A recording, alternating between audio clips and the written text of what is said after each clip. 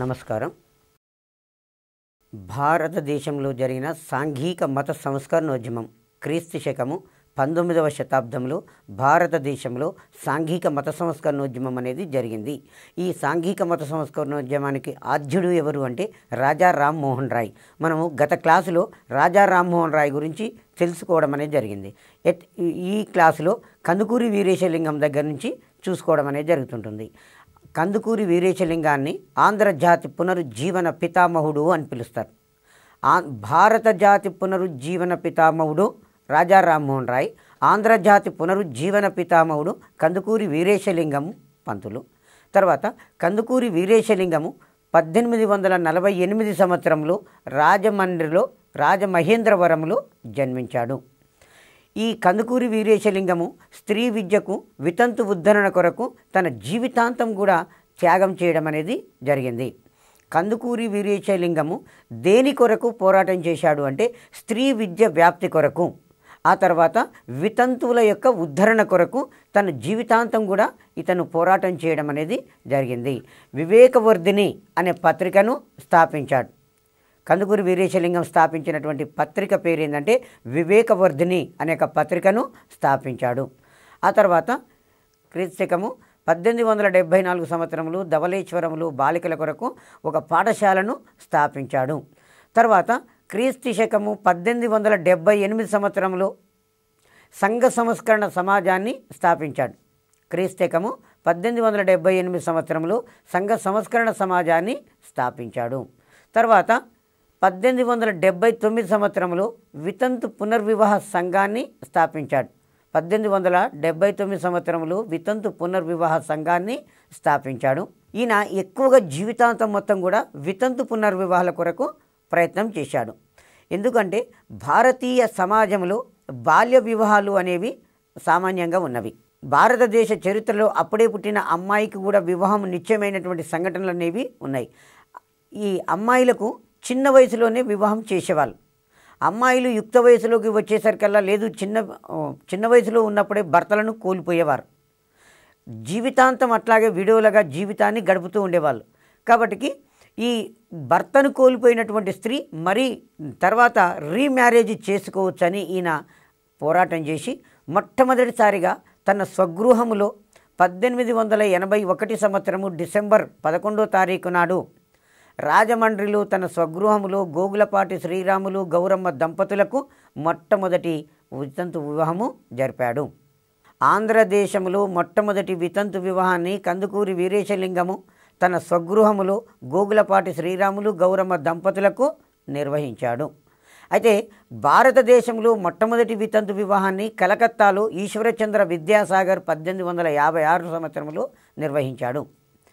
వితంతు పునర్వివాహాల కొరకు వితంతు పునర్వివాహము చట్టసమ్మతమే అని చట్టం చేసినటువంటి governor general William Bentinck governor జనరల్గా ఉన్నప్పుడు వితంతు పునర్వివాహము చట్టసమ్మతమే అని ఒక చట్టాన్ని తను చేశాడు.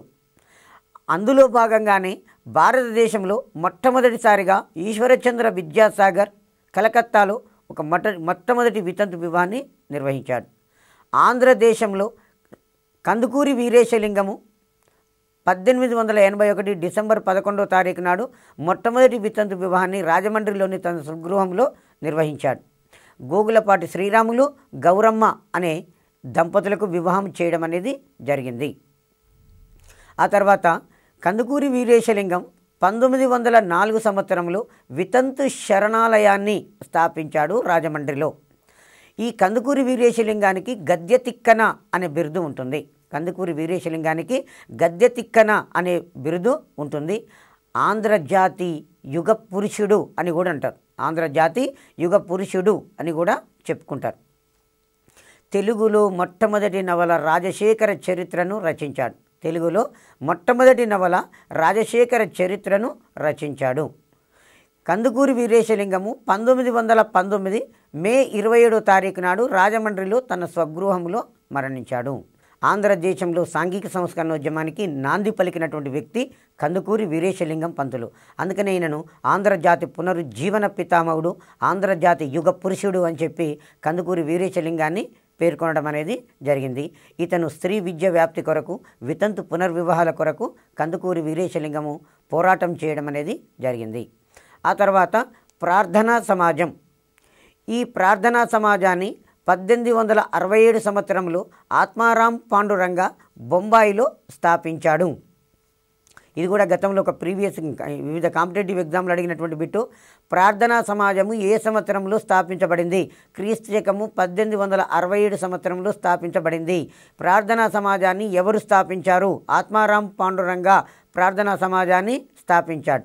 ఆత్మారాం పాండురంగ ప్రార్థనా సమాజాన్ని 1867లో బొంబాయిలో స్థాపించాడు.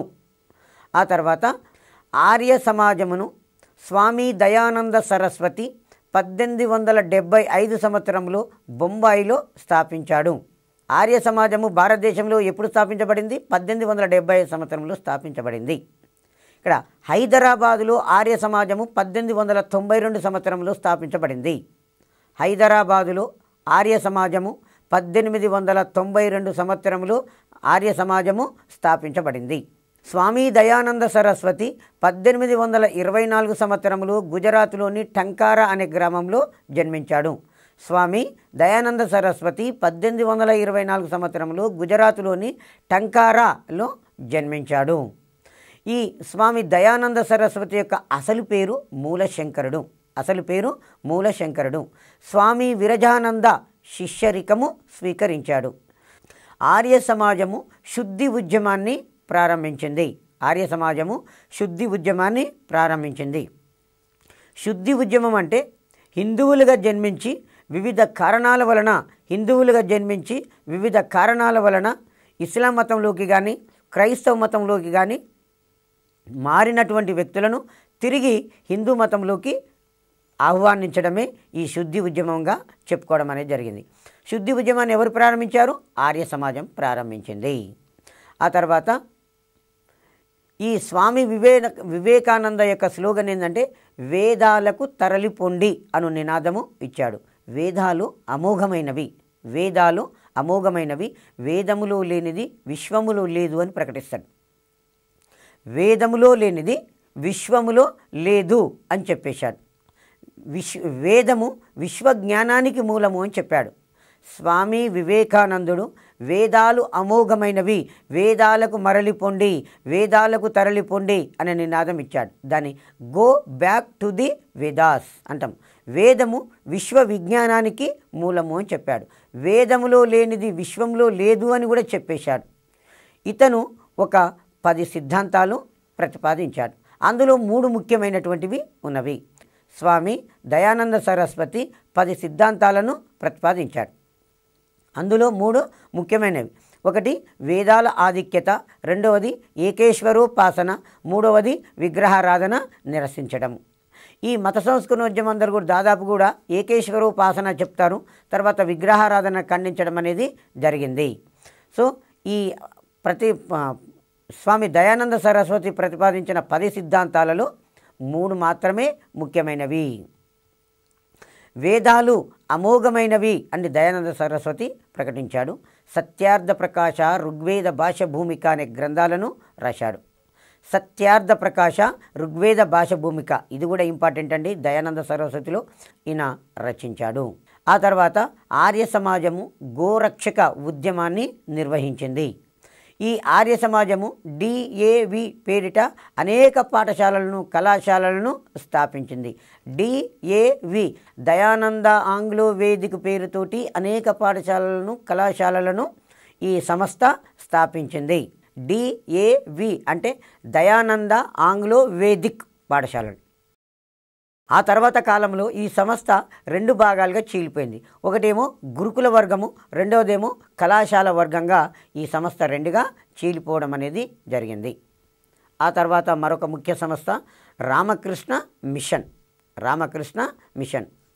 రామకృష్ణ పరమహంస 1833 సంవత్సరంలో రామకృష్ణ పరమహంస 1833 సంవత్సరంలో పశ్చిమ బెంగాల్లో జన్మించాడు. ఇతని యొక్క అసలు పేరు గదాధరుడు. ఇంతకుముందు నేను స్వామి దయానంద సరస్వతి అసలు పేరు అడిగాను, మూలశంకరుడు. రామకృష్ణ పరమహంస యొక్క అసలు పేరు గదాధరుడు. ఒరిజినల్ పేరు ఇప్పుడున్నటువంటి పేరు కూడా అడగటానికి ఆస్కారం ఉంటుంది. సో కాబట్టి రామకృష్ణ పరమహంస యొక్క అసలు పేరు ఏంటంటే గదాధరుడు. రామకృష్ణ పరమహంస పశ్చిమ బెంగాల్లో జన్మించాడు 1833 సంవత్సరంలో. కలకత్తాలో దక్షిణేశ్వరంలో ఆశ్రమాన్ని స్థాపించుకొని దక్షిణేశ్వర యోగిగా ప్రసిద్ధి చెందాడు. రామకృష్ణ పరమహంస కలకత్తాలో దక్షిణేశ్వరంలో ఆశ్రమమును స్థాపించుకొని దక్షిణేశ్వర యోగిగా కీర్తి పొందడం అనేది జరిగింది. నదులన్నీ కూడా సముద్రంలోకి సంగమించినట్లుగా మతాలన్నీ కూడా భగవంతునిలోకి సంగమిస్తాయి అని చెప్పాడు. భారతీయ సాంస్కృతిక మత ఔన్నత్యాన్ని ప్రపంచానికి చాటినటువంటి తొలి భారతీయుడు వివేకానందుడు. వివేకానందుడు రామకృష్ణ పరమహంస యొక్క ముఖ్య శిష్యుడు. వివేకానందుడు రామకృష్ణ పరమహంసకు ముఖ్య శిష్యుడు. రామకృష్ణ పరమహంస యొక్క ముఖ్య శిష్యుడు వివేకానందుడు. భారతీయ సంస్కృతిని, హిందూ మతాన్ని, భారతీయ సంస్కృతిని ప్రపంచానికి తెలియజేసిన మహనీయుడు స్వామి వివేకానందుడు. స్వామి వివేకానందుడు రామకృష్ణ పరమహంస యొక్క శిష్యుడు. 1863 సంవత్సరంలో కలకత్తాలో జన్మించాడు. అసలు పేరు నరేంద్రనాథ దత్త. ఇక్కడ మనకు ఎగ్జామ్లో అడుగుతాడు, మూలశంకరుడు అనే పేరు కలిగినటువంటి వ్యక్తి ఎవరు అంటాడు. స్వామి దయానంద సరస్వతి మూలశంకరుడు. గదాధరుడు అనే పేరు కలిగిన వ్యక్తి రామకృష్ణ పరమహంస గదాధరుడు. నరేంద్రనాథ దత్త అనే పేరు ఎవరికి కలదు? స్వామి వివేకానందునికి నరేంద్రనాథ దత్త అనే పేరు కలదు. ఇలా ఒరిజినల్ పేరు, ప్రస్తుతం ఉన్నటువంటి పేర్లు కూడా మనకు వీలయ్యి ఇంపార్టెంటు. భారతీయ సంస్కృతిని, హిందూ మతాన్ని ప్రపంచానికి ఘనంగా చాటినటువంటి వ్యక్తి ఎవరు? స్వామి వివేకానందుడు. స్వామి వివేకానందుడు మనకు 1893 సంవత్సరంలో అమెరికాలోని చికాగో నగరంలో ప్రపంచ మత పార్లమెంటరీ సదస్సు జరిగింది. పార్లమెంట్ ఆఫ్ రిలీజియన్స్, ప్రపంచ మత పార్లమెంటరీ సదస్సు 1893 సంవత్సరంలో అమెరికాలోని చికాగో నగరంలో జరిగింది. ఈ సమావేశంలో వివేకానందుడు పాల్గొని ప్రసంగించి భారతదేశం యొక్క గొప్పతనాన్ని, హిందూ మతాన్ని యొక్క గొప్పతనాన్ని అక్కడ ఉన్నటువంటి సభికులకు తెలియజేస్తూ ప్రపంచానికే తెలియచేయడం అనేది జరిగింది. ఈ బిట్టు చాలాసార్లు మనకు కాంపిటేటివ్ ఎగ్జామ్ పరంగా, జీకే పరంగా కూడా అడగటానికి ఆస్కారం ఉంటుంది. ప్రపంచ మత పార్లమెంటరీ సదస్సు లేదా పార్లమెంట్ ఆఫ్ రిలీజియన్స్ ఎక్కడ జరిగింది? అమెరికాలోని చికాగో నగరంలో జరిగింది. పార్లమెంట్ ఆఫ్ రిలీజియన్స్ అనేది ఏ సంవత్సరంలో జరిగింది? 1893 సంవత్సరంలో జరిగింది. చాలా ఇంపార్టెంట్ అండి. తర్వాత పార్లమెంట్ ఆఫ్ రిలీజియన్స్లో పాల్గొన్న భారతీయుడు ఎవరు? స్వామి వివేకానందుడు. తర్వాత హిందూ మతం యొక్క గొప్పతనాన్ని, భారతదేశం యొక్క గొప్పతనాన్ని ప్రపంచానికి చాటిన వ్యక్తి ఎవరు? వివేకానందుడు. ఈ బిట్టు కూడా గత ప్రీవియస్ ఎగ్జామ్లో అడగడం జరిగింది.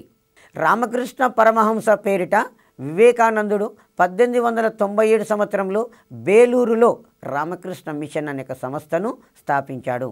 వివేకానందుడు రామకృష్ణ పరమహంస యొక్క శిష్యుడు. తన గురువు మరణించిన తర్వాత తన గురువు గారి జ్ఞాపకార్థంగా 1897 సంవత్సరంలో బేలూరులో రామకృష్ణ మిషన్ అనే సంస్థను స్థాపించాడు. ఈ మిషను మానవ సేవే మాధవ సేవ అను సిద్ధాంతాన్ని ఆచరణలో పెట్టింది. ఈ రామకృష్ణ మిషను అనేక విద్యా సంస్థలను స్థాపించింది. తర్వాత సునామీలు వచ్చినప్పుడు, అగ్నిపర్వతాలు ఉద్భేదనం సంభవించినప్పుడు, భూకంపాలు సంభవించినప్పుడు, ఆస్తి నష్టము, ప్రాణ నష్టము, తుఫానులు వచ్చినప్పుడు, ప్రజలు ఇబ్బందులు పడ్డప్పుడు ప్రజలకు సేవ చేయడం అనేది జరుగుతుంటుంది. రామకృష్ణ మిషన్ యొక్క స్లోగన్ ఏంటంటే మానవ సేవే మాధవ సేవ అని చెప్పేస్తుంది. ఈ సంస్థ అనేక కళాశాలలను, పాఠశాలలను కూడా నిర్వహిస్తుంటుంది రామకృష్ణ మిషన్. ఆ తర్వాత మరో ముఖ్యమైన సంస్థ దివ్యజ్ఞాన సమాజం. దివ్యజ్ఞాన సమాజాన్ని 1870 సంవత్సరంలో అమెరికాలోని న్యూయార్క్ నగరంలో మేడం బ్లావర్స్కీ, కల్నల్ వోల్కాట్ అనేవాళ్ళు ఈ థియోసోఫికల్ సొసైటీని స్థాపించారు.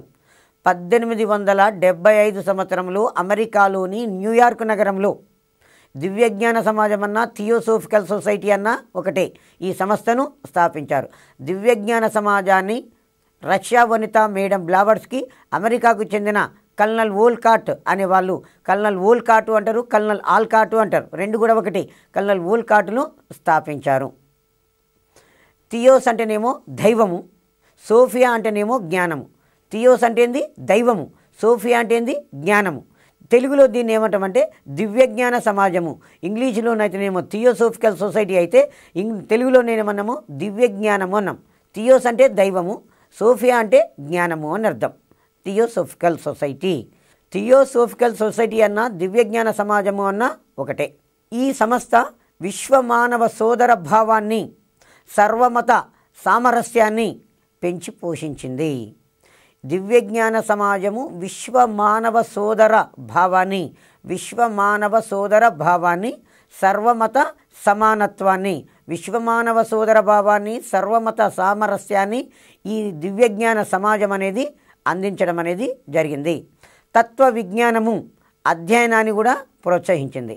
తత్వ విజ్ఞానం యొక్క అధ్యయనాన్ని ప్రోత్సహించింది. ప్రకృతిలోను మానవునిలోను నిగూఢంగా ఉన్నటువంటి శక్తులను పరిశోధించడము ఈ సంస్థ యొక్క ముఖ్య ఆదర్శాలుగా చెప్పుకున్నాం.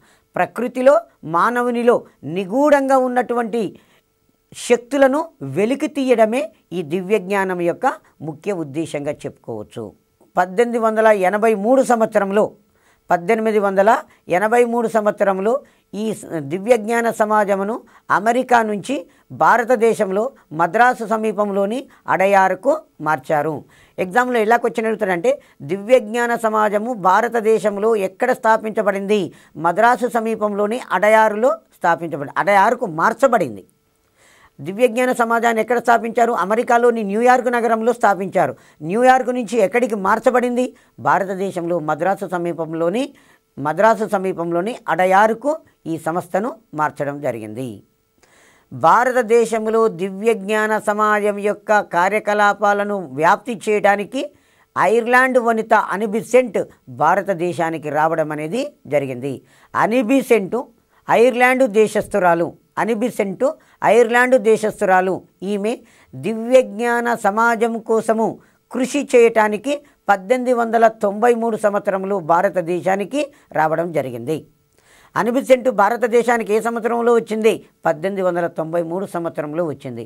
అనిబిసెంట్ భారతదేశానికి ఎందుకొరకు వచ్చింది అంటే దివ్యజ్ఞాన సమాజం యొక్క కార్యకలాపాలలో పాలు పంచుకోవడానికి, దివ్యజ్ఞాన సమాజాన్ని భారతదేశంలో విస్తరింపచేయటానికి వచ్చింది. మరి 1893లో భారతదేశంలో కూడా ఒక ప్రధాన సంఘటన జరిగింది. గాంధీజీ న్యాయవాద వృత్తి కొరకు 1893లో దక్షిణాఫ్రికాకు పోవడం అనేది జరిగింది. గాంధీజీ 1893 సంవత్సరంలో న్యాయవాద వృత్తి కొరకు దక్షిణాఫ్రికాకు వెళ్ళాడు. అనిబిసెంట్ దివ్యజ్ఞాన కార్యకలాపాల్లో పాల్పంచుకోవడానికి కూడా 1893 సంవత్సరంలో భారతదేశానికి రావడం అనేది జరిగింది. ఆ తర్వాత 1907 సంవత్సరంలో ఆల్కాట్ మరణించిన తర్వాత ఈ అనిబిసెంట్ దివ్యజ్ఞాన సమాజానికి అధ్యక్షురాలు అయ్యింది. కల్నల్ ఆల్కాట్ 1907లో మరణించాడు. ఆ కల్నల్ ఆల్కాట్ మరణించిన తర్వాత దివ్యజ్ఞాన సమాజానికి భారతదేశంలో అనిబిసెంటే అధినాయకురాలు కావడం అనేది జరిగింది. ఆ తర్వాత దివ్యజ్ఞాన సమాజం అభివృద్ధి అంటే హిందూ మత పునరుద్ధరణ అని అనిబిసెంట్ ప్రకటించడం అనేది జరిగింది.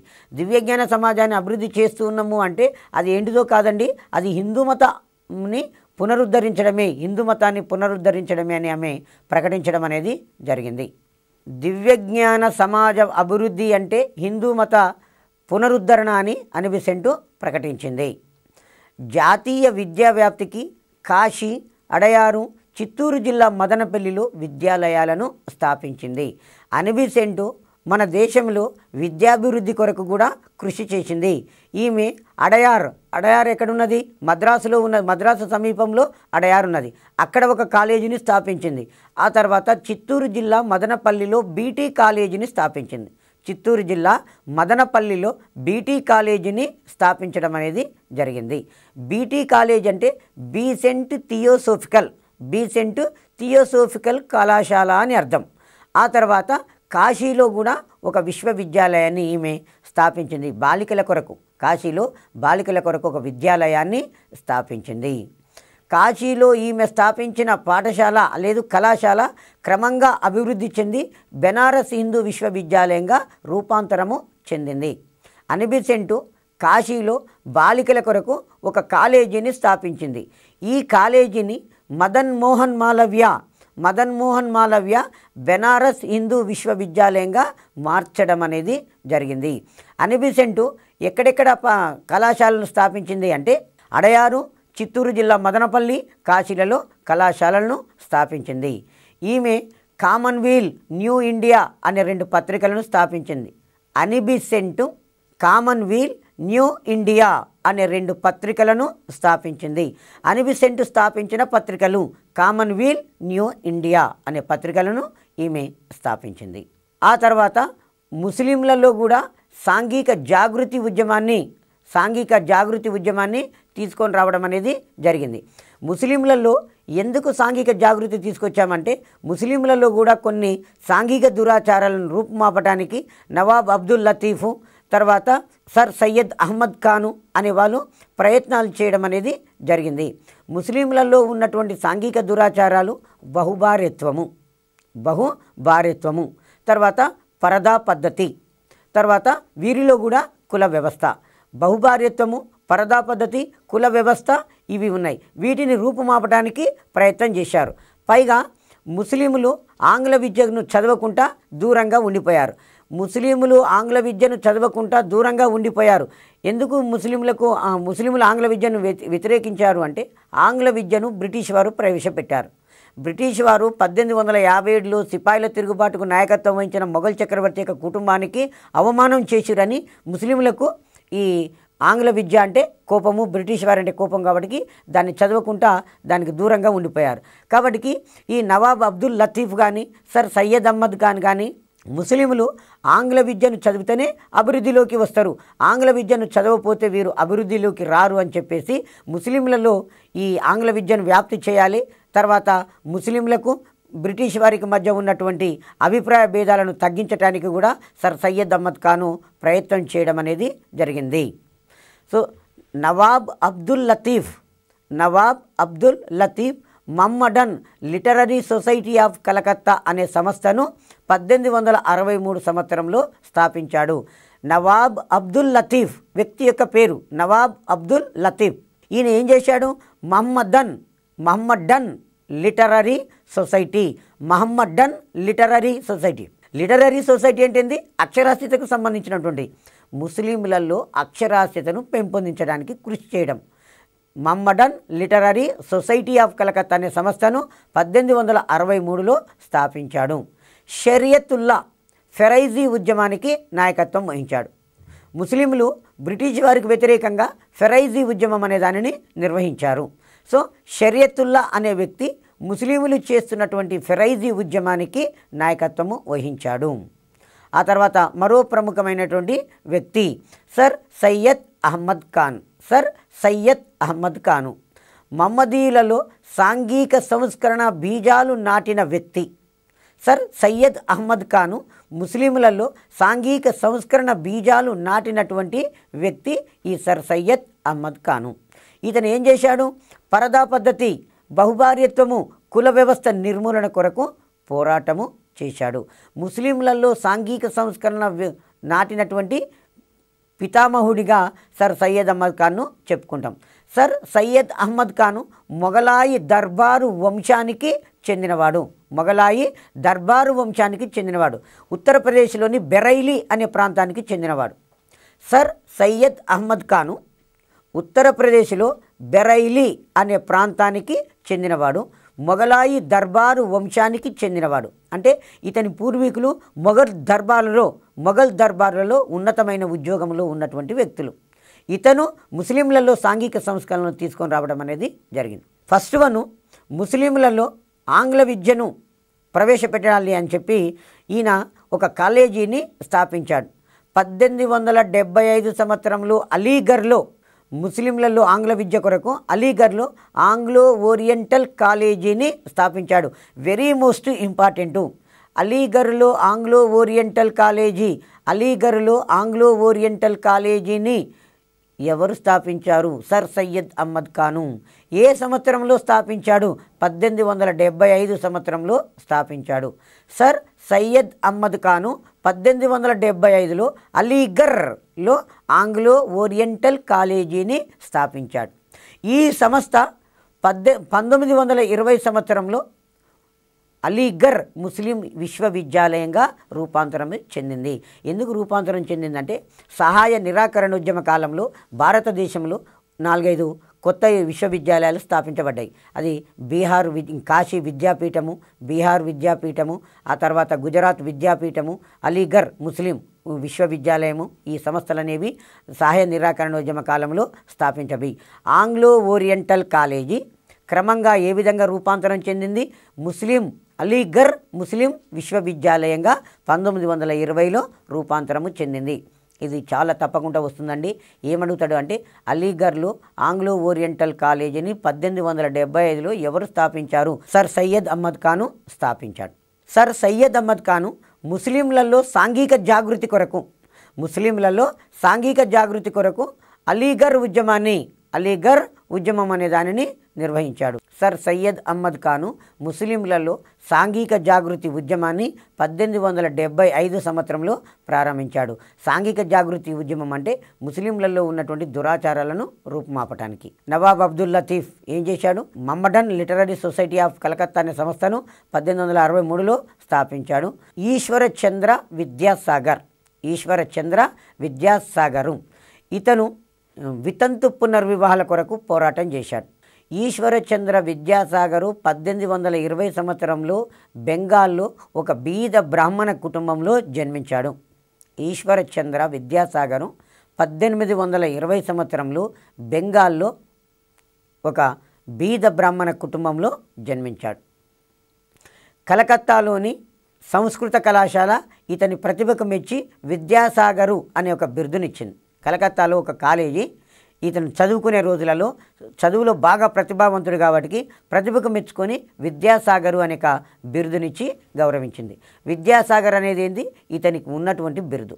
వితంతు పునర్వివాహాలు చట్టబద్ధం కావటానికి కృషి చేశాడు.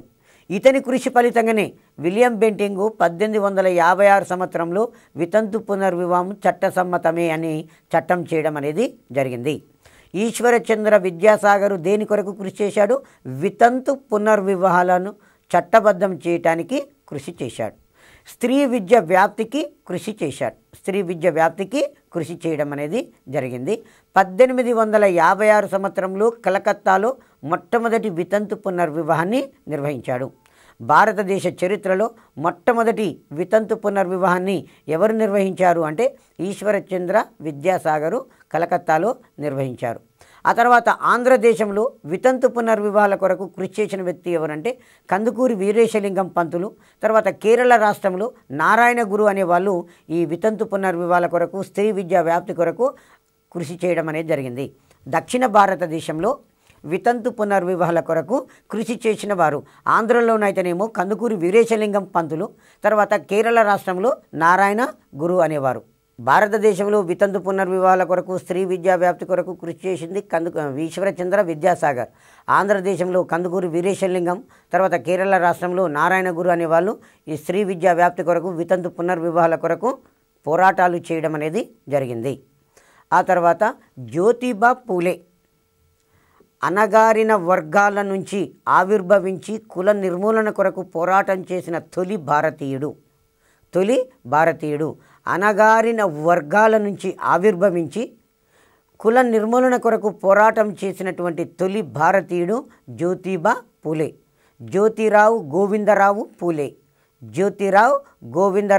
పూలే. ఈయనను మనము జ్యోతిబా పూలే అని చెప్పుకోవడం అనేది జరుగుతుంటుంది.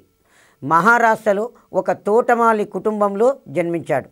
జ్యోతిరావు గోవిందరావు పూలే మహారాష్ట్రలో ఒక తోటమాలి కుటుంబంలో జన్మించాడు. ఇతని కుటుంబం వారు వంశపారంపర్యంగా పీష్వాల కుటుంబానికి పూలదండలను సప్లై చేసేవాళ్ళట. ఇతని కుటుంబం వారు వంశపారంపర్యంగా తరతరాల నుంచి పీష్వాల కుటుంబానికి పూలదండలను సప్లై చేసేవాళ్ళట. ఆ విధంగా పూలే అనే పేరు రావడం అనేది జరిగింది. జ్యోతిరావు గోవిందరావు పూలే భారతదేశంలో మొట్టమొదటిగా ఈ సాంఘిక సంస్కరణ ఉద్యమాన్ని చేపట్టిన, కుల వ్యవస్థను నిర్మూలన కొరకు పోరాటం చేసిన తొలి వ్యక్తిగా చెప్పుకోవడం అనేది జరుగుతుంది. సో ఇతను నిమ్న వర్గాల బాలికల కోసము మొట్టమొదటిసారిగా ఒక బాలికల పాఠశాలను 1848లో పూనాలో స్థాపించాడు. భారతదేశంలో మొట్టమొదటి బాలికల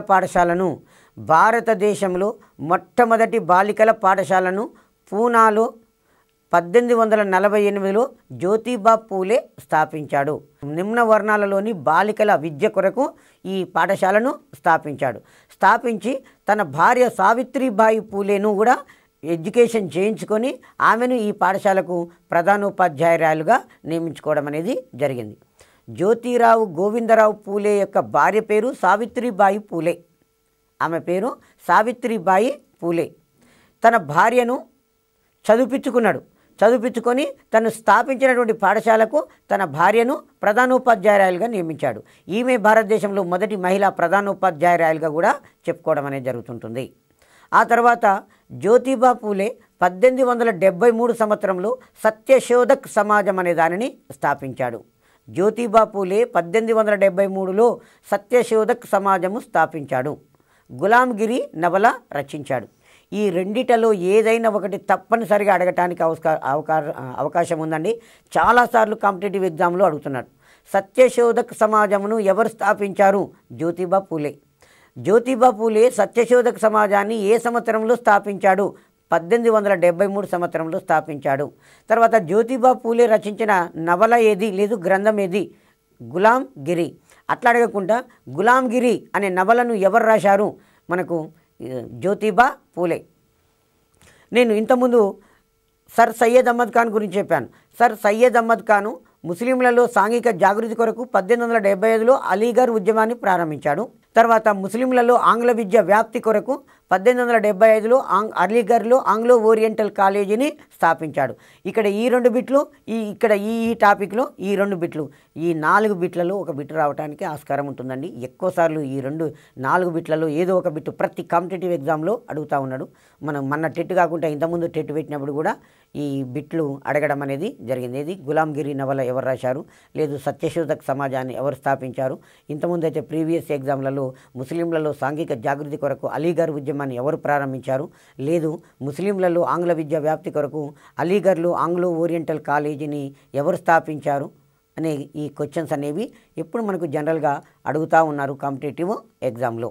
1888 సంవత్సరంలో బొంబాయిలో మహాత్మా అనే బిరుదును ఇతనికి కొంతమంది వ్యక్తులు కలిసి మహాత్మా అనే బిరుదును ప్రదానం చేయడం అనేది జరిగింది. మొట్టమొదటిసారిగా మహాత్మా అనే బిరుదును ఎవరు పొందారు? జ్యోతిబా పూలే. గాంధీజీకి కూడా మహాత్మా అనే బిరుదు ఉన్నది. కానీ అంతకంటే ముందే ఈ జ్యోతిబా పూలే మహారాష్ట్రలో చేసిన సంఘ సంస్కరణ ఉద్యమానికి భాగంగా కొంతమంది వ్యక్తులు కలిసి ఇతన్ని మహాత్మా అని సంబోధించి మహాత్మా అనే బిరుదును ప్రదానం చేయడం అనేది జరిగింది. జ్యోతిబా పూలేకు మహాత్మా అనే బిరుదును 1888లో కొంతమంది ప్రదానం చేయడం అనేది జరిగింది. అదేవిధంగా మన ఆంధ్రదేశంలో ముఖ్యంగా హైదరాబాదు రాష్ట్రంలో కూడా సాంఘిక మత సంస్కరణ ఉద్యమం అనేది జరిగింది. ఇందులో భాగ్యారెడ్డి వర్మ అనేటాయన 1888 సంవత్సరం నుంచి 1939 సంవత్సరాల మధ్యకాలంలో హైదరాబాదు రాష్ట్రంలో లేదు తెలంగాణ రాష్ట్రంలో ఈ ఉద్యమాన్ని నిర్వహించాడు. ఈ ఆంధ్రదేశంలో ముఖ్యంగా హైదరాబాదు రాష్ట్రంలో దళితుల యొక్క ఉన్నతి కొరకు పాటుపడిన వ్యక్తి భాగ్యారెడ్డి వర్మ. భాగ్యారెడ్డి వర్మ యొక్క అసలు పేరు ఏంటంటే మ్యాదరి బాగయ్య. చాలా ఇంపార్టెంట్, డెఫినెట్ క్వశ్చన్ రావడానికి ఆస్కారం ఉంటుంది. భాగ్యారెడ్డి వర్మ 1888 సంవత్సరంలో బొంబాయిలో జ్యోతిరావు గోవిందరావు పూలేకు మహాత్మా అనే బిరుదును ప్రదానం చేశారు. మహాత్మా అనే బిరుదును మొట్టమొదటిసారిగా పొందిన వ్యక్తి ఎవరంటే జ్యోతిరావు గోవిందరావు పూలే. ఆ తదంతరము విలియం జోన్స్ కలకత్తాలో ఏసియాటిక్ సొసైటీ ఆఫ్ కలకత్తా అనే సంస్థను స్థాపించాడు. విలియం జోన్స్ కలకత్తాలో ఆసియాటిక్ సొసైటీని స్థాపించాడు. ఈ సంస్థ యొక్క ముఖ్యమైన ఉద్దేశం ఏంటంటే భారతీయ గ్రంథాల అధ్యయనాన్ని ప్రోత్సహించడం. ఏషియాటిక్ సొసైటీ ఆఫ్ కలకత్తాను ఎవరు స్థాపించారు? విలియం జోన్స్ స్థాపించాడు.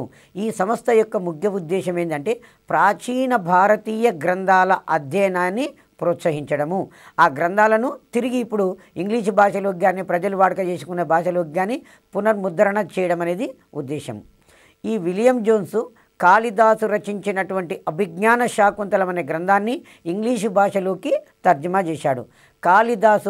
కాళిదాసు అభిజ్ఞాన శాకుంతలము అనే గ్రంథం రాశాడు. కాళిదాసు అభిజ్ఞాన శాకుంతలం అనే గ్రంథము రాశాడు. ఈ అభిజ్ఞాన శాకుంతలం అనే గ్రంథము సంస్కృత భాషలో ఉన్నది.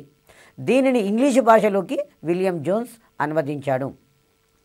సంస్కృత భాషలో ఉన్నటువంటి అభిజ్ఞాన శాకుంతలం అనే గ్రంథాన్ని ఇంగ్లీషు భాషలోకి విలియం జోన్స్ అనువదించాడు. ఆ తర్వాత భరతేందు హరిశ్చంద్ర ఆధునిక హిందీ సాహిత్య అభివృద్ధికి కృషి చేశాడు. భరతేందు హరిశ్చంద్ర ఆధునిక హిందీ సాహిత్య అభివృద్ధికి కృషి చేశాడు. బంకిం చంద్ర చటర్జీ వందే మాతర గేయము రచించాడు. బంకిం చంద్ర చటర్జీ వందే మాతర గేయాన్ని రచించాడు. వందే మాతరం అనే గేయాన్ని రచించాడు. రవీంద్రనాథ్ ఠాగూర్ జనగణమన అనే గీతాన్ని రాశాడు. ఈయన గీతాంజలి అనే గ్రంథాన్ని కూడా రచించాడు. నోబెల్ సాహిత్య బహుమతి పొందినటువంటి మొట్టమొదటి భారతీయుడు. రవీంద్రనాథ్ ఠాగూర్కు సాహిత్య రంగంలో కృషి చేసినందుకు 1913లో నోబెల్ సాహిత్య బహుమతి లభించింది. నోబెల్ సాహిత్య బహుమతి పొందిన మొదటి భారతీయుడు రవీంద్రనాథ్ ఠాగూరు. ఆ తర్వాత మహమ్మద్ ఇక్బాల్ సారే జహాసే అచ్చా అనే గేయం రచించాడు. మహమ్మద్ ఇక్బాల్ సారే జహాసే అచ్చా అనే గేయాన్ని రచించాడు. తర్వాత భారతదేశపు గ్రామాలలోని పేదరికాన్ని ప్రేమ్చంద్ తన హిందీ రచనల్లో వర్ణించాడు. భారతదేశపు గ్రామాలలోని పేదరికాన్ని ప్రేమ్చంద్ తన హిందీ రచనలలో వర్ణించాడు. భారతదేశపు గ్రామాలలోని పేదరికాన్ని ప్రేమ్చంద్ తన హిందీ రచనలలో వర్ణించాడు. రవీంద్రనాథ్ ఠాగూరు పెయింటింగ్ని శాస్త్రీయంగా అభ్యసించాడు. రాజా రామ్మోహన్ రాయ్ రామాయణ మహాభారత గాథలని పెయింటింగ్ చేసేవాడు. రామాయణ మహాభారత గాథలను పెయింట్ చేయడం అనేది జరిగింది. మహేందర్లాల్ సర్కార్ మొట్టమొదటి వైద్య విద్యార్థి. భారతదేశంలో మొట్టమొదటి వైద్య విద్యార్థి మహేందర్లాల్ సర్కార్. మహేందర్లాల్ సర్కారు సైన్స్ అభివృద్ధి కొరకు 1876లో ఇండియన్ అసోసియేషన్ అనే సంస్థను స్థాపించాడు. ఇది గతంలో స్కూల్ అసిస్టెంట్లు ప్రీవియస్ ఎగ్జామ్లో అడిగారు. ఇండియన్ అసోసియేషన్ అనే సంస్థను 1876లో ఎవరు స్థాపించారు? మహేందర్లాల్ సర్కార్. ఇక్కడ ఒక విషయం గుర్తుపెట్టుకోవాలండి. ఇండియన్ అసోసియేషన్ అనే సంస్థలు 1876లో రెండు స్థాపించబడ్డవి. ఒకటేమో సైన్స్ అభివృద్ధి కొరకు, రెండవదేమో రాజకీయ సంస్థ. సైన్స్ అభివృద్ధి కొరకు ఇండియన్ అసోసియేషన్ అనే సంస్థను 1876లో మహేందర్లాల్ సర్కారు స్థాపించాడు. ఇది సైన్స్ అభివృద్ధి కొరకు. తర్వాత రాజకీయ సంస్థను సురేంద్రనాథ్ బెనర్జీ, రాజకీయ సంస్థ అయినటువంటి ఇండియన్ అసోసియేషన్ను 1876 సంవత్సరంలో సురేంద్రనాథ్ బెనర్జీ స్థాపించాడు. ఎస్ఎన్ బెనర్జీ, సురేంద్రనాథ్ బెనర్జీ 1876లో ఒక రాజకీయ అసోసియేషన్ను స్థాపించాడు. అదే ఇండియన్ అసోసియేషన్. అంటే ఇండియన్ అసోసియేషన్ను రెండు ఉన్నాయి. ఎవరెవరు స్థాపించారు? ఒకటి మహేందర్లాల్ సర్కారు, ఒకటి సురేంద్రనాథ్ బెనర్జీ. రెండు కూడా ఇక్కడ కన్ఫ్యూజ్ అవసరం లేదు. ఒకవేళ మనకి ఎగ్జామినేషన్లో ఓన్లీ ఇండియన్ అసోసియేషన్ అన్నాడు అనుకోండి, అక్కడ పేర్లు చూడండి. మహేందర్లాల్ సర్కార్ పేరు ఇచ్చిండా, ఎస్ఎన్ బెనర్జీ పేర్లు ఇచ్చిండా చూడండి. ఒకవేళ ఇద్దరు పేర్లు ఇచ్చినట్లయితే అక్కడ రాజకీయ సంస్థ అని అడుగుతున్నాడా, సైన్స్ అభివృద్ధికి అని అడుగుతున్నాడా చూడండి. మహేందర్లాల్ సర్కారు, సురేంద్రనాథ్ బెనర్జీ అనే పేర్లు ఎగ్జామ్లో రెండు కూడా ఇచ్చి ఈ ఇండియన్ అసోసియేషన్ అనే సంస్థ పేరు ఇచ్చినట్లయితే అక్కడ సైన్స్ అభివృద్ధి కొరకని అడిగాడా, రాజకీయ సంస్థ అని అడిగాడా అనేది క్లీన్గా అబ్జర్వ్ చేసిన తర్వాతనే ఆన్సర్ నిర్ణయించండి. మహేందర్లాల్ సర్కారు సైన్స్ అభివృద్ధి కొరకు 1876లో ఇండియన్ అసోసియేషన్ అనే సంస్థను స్థాపించాడు. సురేంద్రనాథ్ బెనర్జీ రాజకీయ అవసరాల కొరకు రాజకీయ సంస్థ అయినటువంటి ఇండియన్ అసోసియేషన్ను 1876లోనే స్థాపించాడు. తర్వాత 1930 సంవత్సరంలో సర్ సివి రామన్కు భౌతిక శాస్త్రంలో చూపిన ప్రతిభకు నోబెల్ బహుమతి లభించింది. భౌతిక శాస్త్రంలో నోబెల్ బహుమతి పొందిన మొదటి భారతీయుడు సర్ సివి రామన్. ఏ సంవత్సరంలో లభించింది? 1930 సంవత్సరంలో లభించింది. శ్రీనివాస రామానుజన్ ఈ శతాబ్దపు గొప్ప గణిత శాస్త్రవేత్త. శ్రీనివాస రామానుజను ఈ శతాబ్దపు గొప్ప గణిత శాస్త్రవేత్త. తెలుగు సాహిత్యంలో కృషి చేసిన వ్యక్తి గురజాడ అప్పారావు. గురజాడ అప్పారావు తెలుగు సాహిత్యానికి ఎనలేని సేవ చేశాడు. మరాఠీ సాహిత్య అభివృద్ధికి హరినారాయణ కృషి చేశాడు. మరాఠీ సాహిత్య అభివృద్ధికి హరినారాయణ అనేటాయన కృషి చేశాడు. కన్నడ సాహిత్య అభివృద్ధికి కేవి పుట్టప్ప కృషి చేశాడు. కన్నడ సాహిత్యం యొక్క అభివృద్ధికి కేవి పుట్టప్ప కృషి చేయడం అనేది జరిగింది. తమిళ సాహిత్యానికి సుబ్రహ్మణ్య భారతి. తమిళ సాహిత్యానికి సుబ్రహ్మణ్య భారతి అనేటాయన కృషి చేశాడు.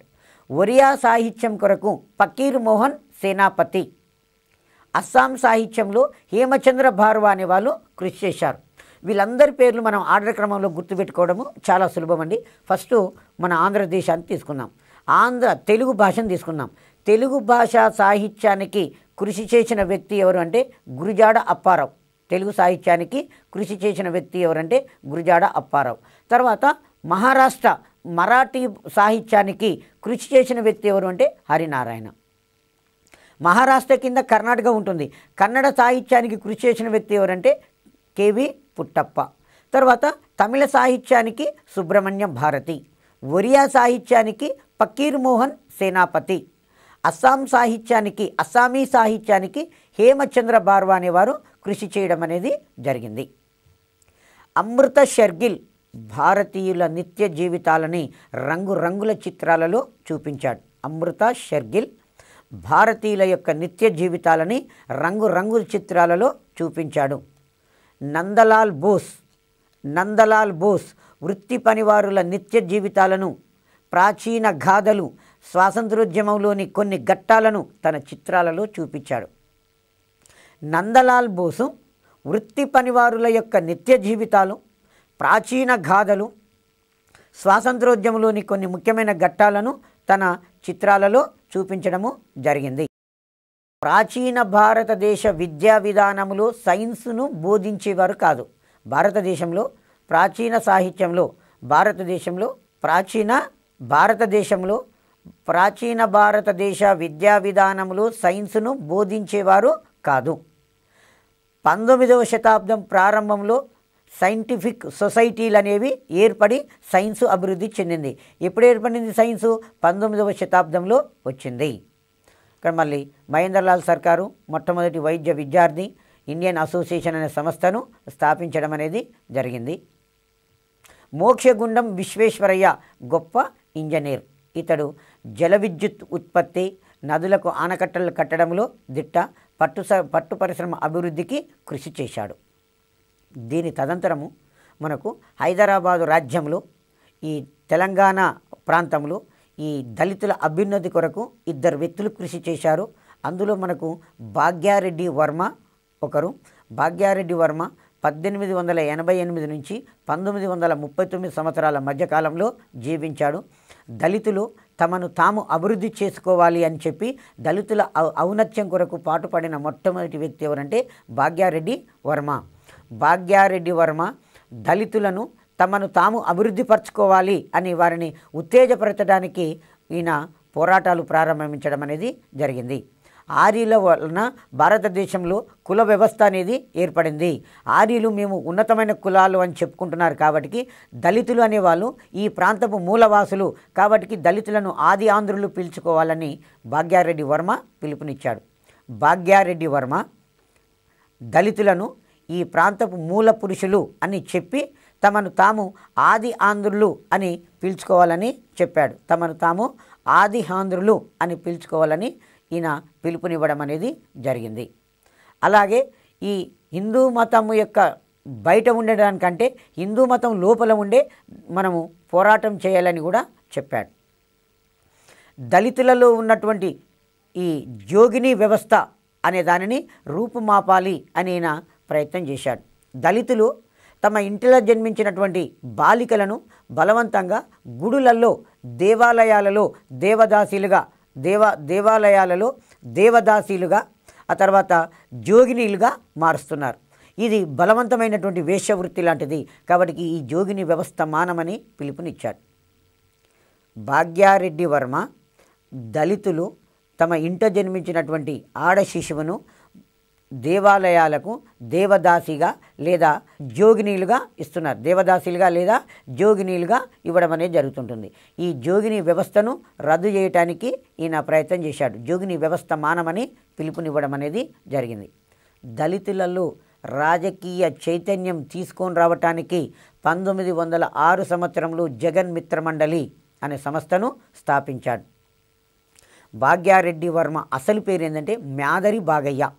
భాగ్యారెడ్డి వర్మ అసలు పేరేంది మ్యాదరి బాగయ్య. దళితులలో రాజకీయ చైతన్యాన్ని తీసుకొని రావడానికి ఇతను ఏ సంస్థ స్థాపించాడు అంటే జగన్ మిత్ర మండలి అనే సంస్థను 1906 సంవత్సరంలో స్థాపించడం అనేది జరిగింది. జగన్ మిత్ర మండలి అనే సంస్థను స్థాపించాడు. ఈ హైదరాబాదు రాష్ట్రంలో మరో ప్రముఖ దళిత నాయకుడు అరిగే రామస్వామి. హైదరాబాదు రాష్ట్రంలో తెలంగాణ రాష్ట్రంలో దళితులలో రాజకీయ చైతన్యం తీసుకొచ్చినటువంటి మరో ప్రముఖమైన వ్యక్తి అరిగే రామస్వామి. ఈ అరిగే రామస్వామి సికింద్రాబాదులో ఉన్నటువంటి దళితులలో రాజకీయ చైతన్యాన్ని తీసుకొని రావడానికి ప్రయత్నం చేశాడు. అరిగే రామస్వామి ఆది హిందూ జాతీయోన్నతి అనే సభను స్థాపించాడు. ఈ బిట్టు మన టెట్టు కాకుండా ఇంతకుముందు టెట్టులో అడిగాడండి. ఆది హిందూ జాతీయోన్నతి సభను ఎవరు స్థాపించారు? అరిగే రామస్వామి. చాలా ఇంపార్టెంట్ అండి. ఆది హిందూ జాతీయోన్నతి సభను ఎవరు స్థాపించారు? అరిగే రామస్వామి అనేట ఆయన ఆది హిందూ జాతీయోన్నతి సభను స్థాపించాడు. తర్వాత అరిగే రామస్వామి సునీత బాల సమాజాన్ని స్థాపించాడు. దళితులలో రాజకీయ చైతన్యాన్ని తీసుకొని రావడానికి సునీత బాల సమాజం అనే సంస్థను స్థాపించాడు. ఆది హిందూ జాతీయోన్నతి సభను స్థాపించాడు. తర్వాత దళితులలో ఉన్నటువంటి జోగిని వ్యవస్థను మానమని పిలుపునిచ్చాడు. మద్యపానాన్ని మానమని పిలుపునివ్వడం అనేది జరిగింది. సో ఇవన్నీ కూడా మనకు భారతదేశంలో జరిగినటువంటి సాంఘిక మత సంస్కరణోద్యమాలు వస్తాయి. టోటల్గా తీసుకున్నట్లయితే ఈ టాపిక్లో నుంచి మనము ఇంపార్టెంట్ బిట్లు కొన్ని తీసుకున్నట్లయితే ఫస్ట్ వన్ సాంఘిక మత సంస్కరణోద్యమంలో రాజా రామ్మోహన్ రాయ్ దగ్గరికి పోయినట్లయితే రాజా రామ్మోహన్ రాయ్ని భారత జాతి పునరుజ్జీవన పితామహుడు అంటారు. ఈ రాజా రామ్మోహన్ రాయ్ 1815లో ఆత్మసభను స్థాపించాడు. ఈ ఆత్మసభని 1928 సంవత్సరంలో బ్రహ్మ సమాజంగా మారింది. అయితే బ్రహ్మ సమాజాన్ని ఎవరు ఏ సంవత్సరంలో స్థాపించారు అది మనకి కాంపిటేటివ్ ఎగ్జామ్లో అడిగే క్వశ్చను. బ్రహ్మ సమాజాన్ని రాజా రామ్మోహన్ రాయ్ 1828 సంవత్సరంలో స్థాపించాడు. ఆ తర్వాత ఈ రాజా రామ్మోహన్ రాయ్ కృషి మేరకే విలియం బెంటింగ్ 1829లో సతీ సహగమనాన్ని నిషేధిస్తూ చట్టం చేయడం అనేది జరిగింది. ఆ తర్వాత మనకు స్వామి దయానంద సరస్వతి అంటేనే మనకు గుర్తుకొచ్చేది వేదాల యొక్క ఆధిక్యత.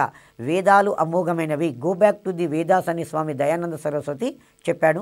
స్వామి దయానంద సరస్వతి హిందూ మత పునరుద్ధరణ కొరకు 1875లో బొంబాయిలో ఆర్య సమాజాన్ని స్థాపించాడు. హైదరాబాదులో ఆర్య సమాజము 1892 సంవత్సరంలో స్థాపించబడింది. ఆర్య సమాజం ఏం చెప్పింది అంటే శుద్ధి ఉద్యమాన్ని ప్రారంభించింది.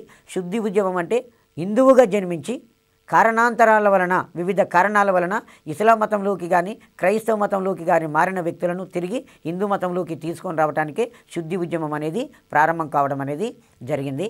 మరో ముఖ్య సంస్థ రామకృష్ణ మిషన్. ఈ రామకృష్ణ మిషన్ను స్వామి వివేకానందుడు స్థాపించాడు. స్వామి వివేకానందుడు 1897లో బేలూరులో రామకృష్ణ మిషన్ అనే సంస్థను స్థాపించడం అనేది జరిగింది.